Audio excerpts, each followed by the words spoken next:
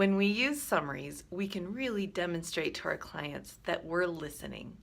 My name's Dawn Clifford. I'm a motivational interviewing trainer, one of the authors of this book, Motivational Interviewing in Nutrition and Fitness, and also a nutrition and public health professor. And today's motivational interviewing tip of the day is all about summaries. Summaries are part of the OARS. Again, OARS stands for open-ended questions, affirmations, reflections, and summaries. Here's what's beautiful about summaries. Whereas reflective listening responses use paraphrasing responses to reflect back what the client has just said, summaries help you piece together pieces that the client has previously said and present it back to the client. It's almost like taking what they said and wrapping it up in a cute little package and putting a bow on it and presenting it back to the client to say, here's what I'm hearing you say overall.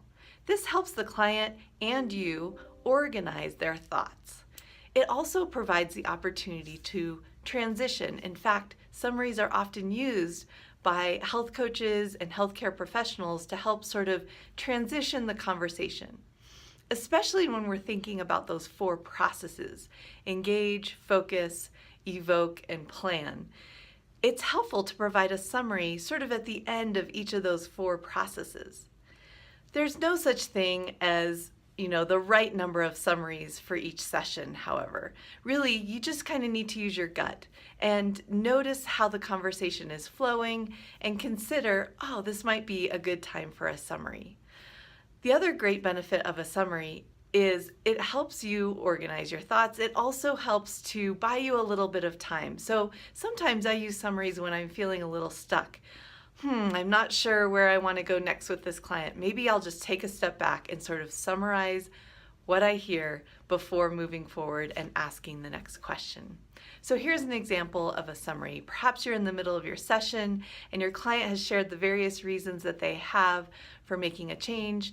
I always want to make sure when providing a summary that I take that opportunity to reflect back any change talk that I've heard up to this point.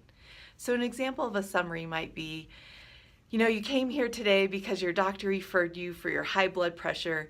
You've shared with me various reasons you're anxious to get that down, including you're nervous about your risk for heart disease, and also you just want to have more energy and feel better. And so we've talked about different techniques to lower your blood pressure, and you've selected really focusing on physical activity today.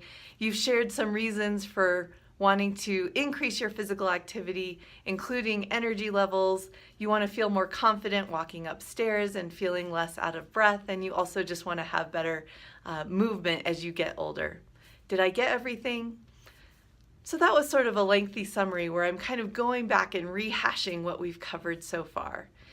Summaries are also especially great to do at the end of a session.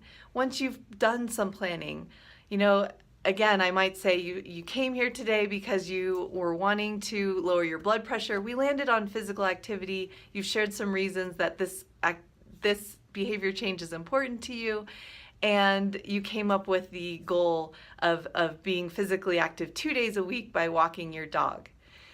And so that's a great time to provide a summary right at the end of the session where you can reflect back the change talk that you've heard and also the client's specific behavior change goal. Don't forget to use summaries. Summaries are sprinkled throughout the session, and they really help to transition your conversations. My name's Dawn Clifford, and that has been your motivational interviewing tip of the day.